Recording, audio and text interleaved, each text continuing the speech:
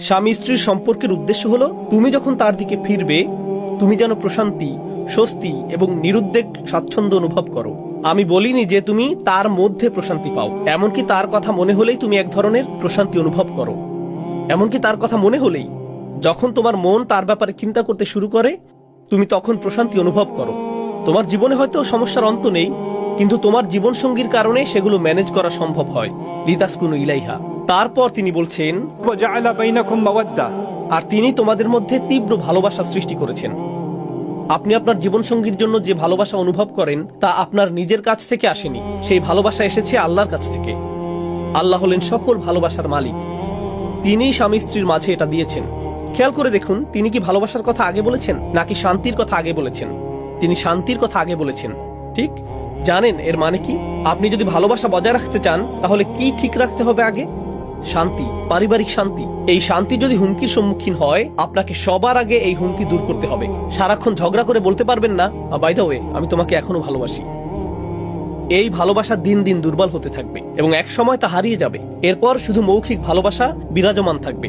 একমাত্র ভালোবাসা তখনই টেকসই হবে যখন এর ভিত্তিপ্রস্তর নির্মিত হবে শান্তির উপর, তথা স্বামী স্ত্রীর এই সম্পর্কে অশান্তি না থাকা, শান্তি এবং নিরাপত্তা থাকা, এই সমস্ত ব্যাপারগুলো আগে নিশ্চিত করতে হবে, তবেই ভালোবাসা জীবিত থাকবে।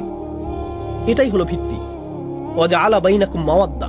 এরপর তিনি বলছেন ওয়া রাহমা। সবশেষে শুধু ভালোবাসা নয়, বরং সেই ভালোবাসার ভিত্তিতে তিনি যত্ন সৃষ্টি করেছেন। এখানে রহমা বা যত্ন বলতে কি বোঝায়? আপনাকে এমন ভাবে কথা বলতে হবে যেন সে আঘাত না পায়, এমন কাজ করতে হবে যার কারণে সে কষ্ট না পায়।